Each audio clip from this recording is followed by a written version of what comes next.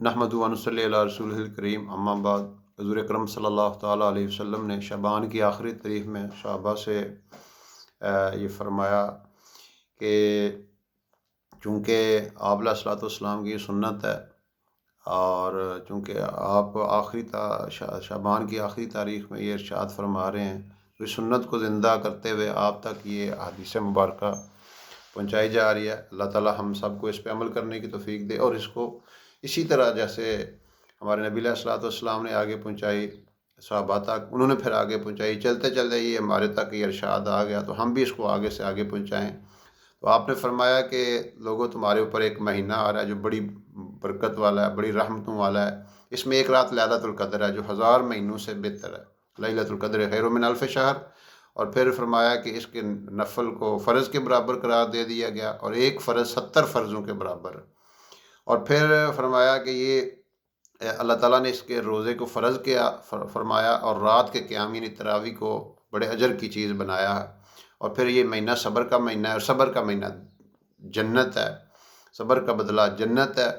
اور پھر فرمایا کہ یہ غم خاری کا مہینہ ہے، جو بندہ کسی روزہ دار کو روزہ افطار کرائے، اللہ تعالیٰ اس کے بدلے میں اس کو جو ہے وہ دوزخ سے خلاصی عطا فرماتے ہیں۔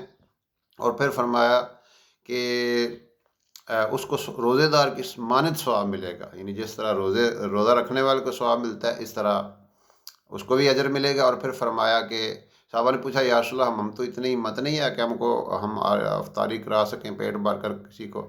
آپ نے ارشاد فرمایا کہ جو کسی کو ایک کھجور کھلا دے، کھجور سے روزہ افطار کرا دے، یا پانی کا ایک گھونٹ دے دے، یا لسی کا ایک گھونٹ دے دے، تو اللہ اس کو بھی یہ اجر دے دیتے ہیں۔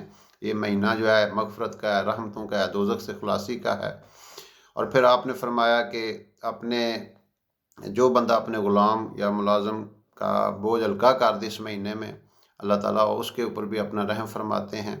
اور پھر فرمایا کہ جو اس مہینے میں کسی روزہ دار کو روزہ افطار کرائے، تو اللہ میرے حوض سے یعنی حوض کوثر سے اس کو پانی پلائیں گے کہ اس کو کبھی جو ہے وہ پیاس اس سے نہیں لگے گی۔ تو یہ بڑا مبارک مہینہ ہے۔ حضور نے فرمایا صلی اللہ تعالیٰ علیہ وسلم کہ یہ جو رمضان کا مہینہ ہے، اگر میری امت کو پتہ چل جائے کہ یہ اس میں کتنا اجر ہے، تو وہ یہ خواہش کریں کہ ساری زندگی ہی روزے رہیں، ساری عمر ہی روزے رہیں۔